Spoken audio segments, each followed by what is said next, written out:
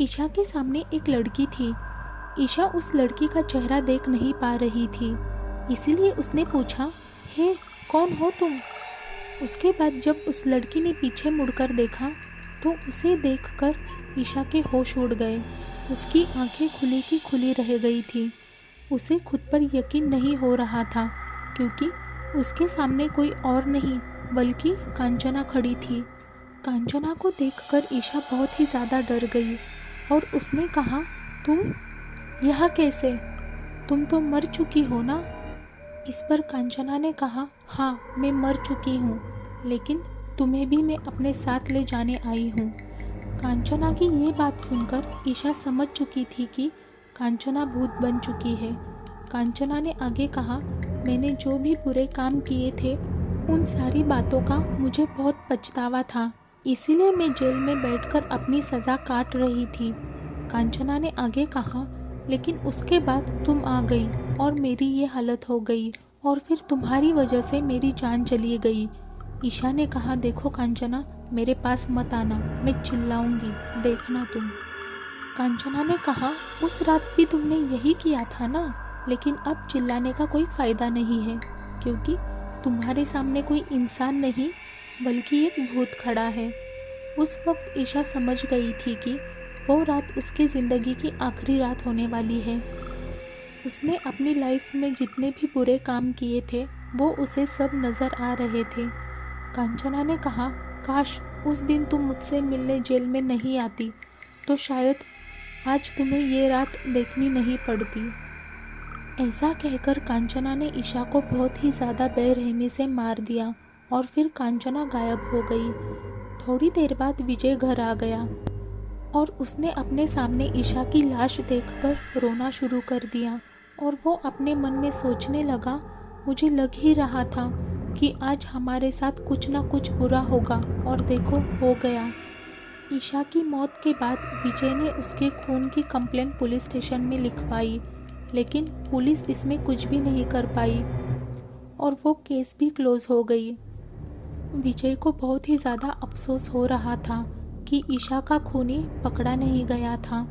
एक रात वो ईशा के बारे में ही सोच रहा था, लेकिन तभी उसे पीछे से आवाज़ आ गई, विजय, कैसे हो तुम? उसके बाद जब उसने पीछे मुड़कर देखा तो वो शॉक्ड हो गया, क्योंकि उसके सामने कांचना खड़ी थी। उसे देखकर विजय ने कहा, कांचना, तुम जिंदा हो? कांचना ने कहा, हाँ, इस दुनिया के लिए मैं मर चुकी हूँ, लेकिन तुम्हारे लिए मैं जिंदा हूँ और हमेशा रहूँगी। उसके बाद विजय भी समझ गया था कि कांचना भूत बन चुकी है। कांचना को देखकर विजय ने कहा, तुम यहाँ क्यों आई हो? कांचना ने कहा, मैं तो तुम्हारे लिए आई हूँ। अब ईशा के जाने के बाद तुम्हारा ख्याल मैं रखूँगी। विजय ने कहा, ईशा को किसने मार दिया? कांचना ने कहा, हाँ, मैंने मार दिया उसे, क्योंकि वो उसी लायक थी। विजय ने कहा, क्या तुमने मारा उसे? आखिर क्यों? कांचना ने कहा, क्योंकि उसने ही मुझे कॉलेज की 5 लड़कियों को मारने के लिए मजबूर किया था। उसने कॉलेज के दिनों में मेरे खिलाफ बहुत बड़ी साजिश की थी। उसी की वजह से मैं तुम्हारी नज़रों में गिर गई थी और मेरी मौत की जिम्मेदार भी ये ईशा ही थी। कांचना की ये बात सुनकर विजय ने कहा, नहीं, तुम झूठ बोल रही हो। मेरी ईशा बहुत सीधी थी, वो ऐसा सपने में भी नहीं कर सकती।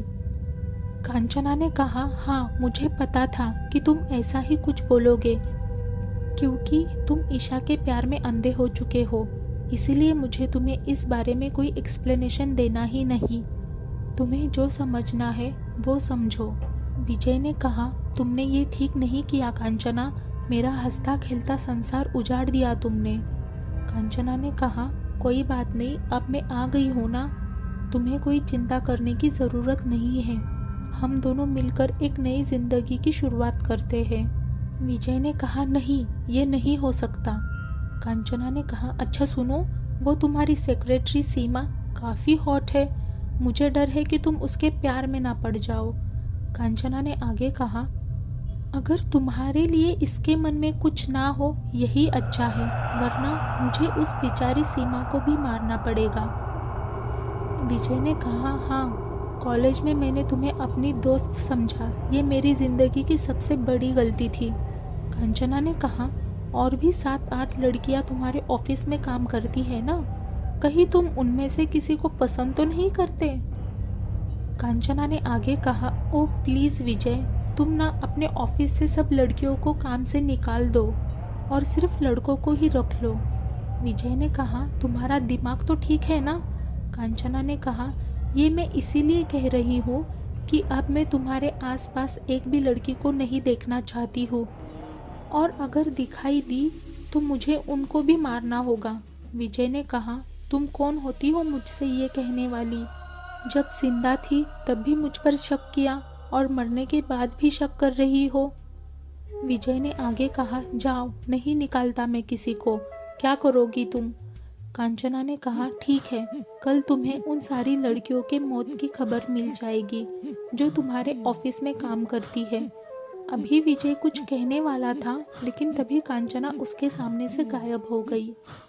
कांचना के जाने के बाद विजय बहुत ही ज़्यादा टेंशन में आ गया। वो कांचना को बहुत अच्छी तरह से जानता था, क्योंकि वो जो भी कहती थी वो करती थी, और विजय समझ चुका था कि उसके ऑफिस में काम करने वाली लड़कियों की भी जान खतरे में है। अभी वो कुछ सोचने ही वाला था, लेकिन तभी उसे एक तांत्रिक बाबा त्रिलोक की याद आ गई, जिनके बारे में विजय ने बहुत बातें सुनी थी। विजय समझ चुका था अब उसकी मदद वो तांत्रिक बाबा ही कर सकते हैं, इसीलिए वो तैयार हो गया और जितनी जल्दी हो सके उतनी जल्दी विजय उन तांत्रिक बाबा के पास जाने के लिए निकल पड़ा। और दोस्तों, इसी तरह से तांत्रिक बाबा ने विजय की मदद की और कांचना को बोतल में बंद करके वो अपने रास्ते वापस चले गए। तो दोस्तों, ये थी कांचना की कहानी। अगर आपने ये सीरीज़ पूरी नहीं देखी तो ज़रूर देखिए, सीरीज़ का लिंक डिस्क्रिप्शन में है। जिन्होंने भी ये सीरीज़ पूरी सुनी उनको भी बहुत शुक्रिया, और इस वेब सीरीज़ के story teller Sonali horror stories, उनको भी थैंक यू। सो दोस्तों, आप सोनाली हॉरर स्टोरीज़ को भी ज़रूर से सब्सक्राइब करो। उनके चैनल का लिंक और कांचनापुरी वेब सीरीज़ का लिंक डिस्क्रिप्शन में है। तो दोस्तों, बहुत ही जल्द आएगा कांचना वेब सीरीज़ का 2nd सीज़न। तब तक के लिए bye bye and thanks for watching.